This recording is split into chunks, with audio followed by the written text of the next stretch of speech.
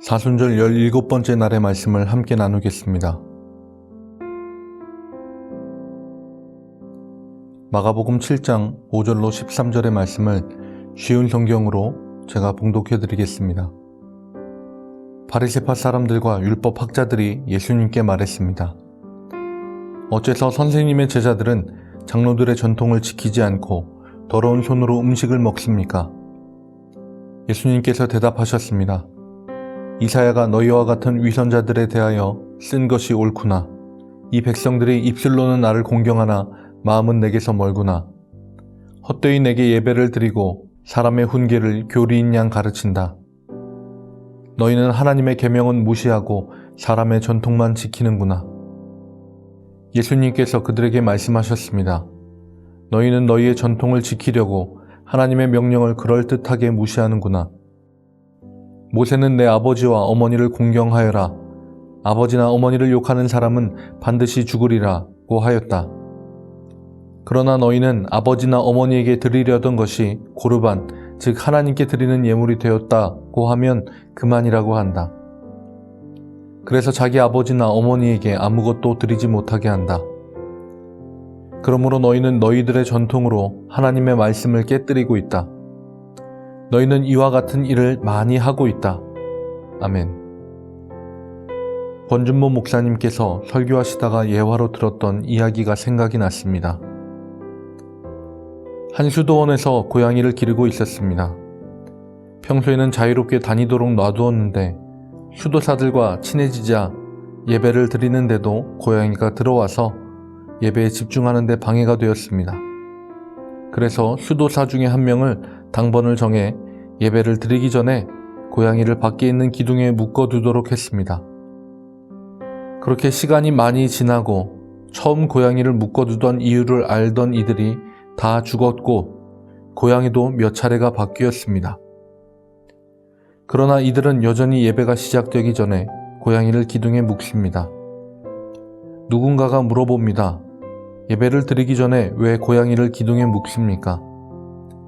그 질문에 답을 하기 위해 신학적으로 예배와 동물을 기둥에 묶는 것에 대한 연구를 합니다. 그리고 그럴듯한 이유를 찾고 그들에게 답을 합니다. 세월이 흘러 그 수도원의 독특하고 위대한 전통이 예배를 드리기 전에 고양이를 기둥에 묶는 것이 되었습니다. 이스라엘 사람들은 자신들의 정체성과 전통을 지켜야 하는 상황에 놓여 있었습니다. 자기의 나라를 갖고 지내왔던 세월보다 더 많은 세월을 다른 나라의 포로로 식민국가로 살았고 예수님 당시에도 세계의 패권을 쥐고 있던 로마의 지배하에 있었습니다. 그래서 그들은 율법의 본질적인 이유보다는 그 행동 하나하나의 의미를 부여하고 강화하기 시작했습니다. 그럼으로써 자신들의 정체성과 전통을 지킬 수 있을 것이라고 생각했기 때문입니다. 그리고 율법의 계승자들이라고 볼 수 있는 랍비와 바리새인들이 율법을 바탕으로 한 미묘한 판례법들을 발전시켰습니다. 그들이 판례법을 발전시킨 이유는 모세오경이라 불리는 토라를 실용적으로 적용하기 위해서이지만 일부의 경우에는 그 본질적인 의미를 훼손할 때까지 그 판례의 법을 집요하게 발전시켰습니다. 이에 대해 예수님은 하나님이 주신 말씀의 본질을 전통이라는 이름으로 깨뜨리고 있다고 문제의 핵심을 정확하게 지적하십니다. 누군가는 예수님이 하신 이 말씀을 가지고 전통, 규칙, 통제는 필요 없고 본질만 맞으면 마음대로 해도 된다라는 것을 주장하기도 합니다. 하지만 예수님이 정확하게 지적하신 것은 하나님의 말씀을 깨뜨리는 것입니다. 예수님은 1층 바닥 공사를 다 끝냈으니 이제 벽과 천장 공사를 시작하자는 의미인 것이지 1층 바닥 공사가 필요 없다든가 실패했으니 버려두고 천장이나 벽 공사를 하자고 이야기하시는 것이 아닙니다. 우리도 신앙의 근본적인 본질에 주목하고 있는지 혹은 지금까지 해왔던 익숙한 전통에 매달리고 있지는 않은지 스스로 점검해 보아야 합니다. 본질과 전통, 예수님은 그 두 가지를 다 헤아리셨고 온전히 본질에 집중하셨습니다.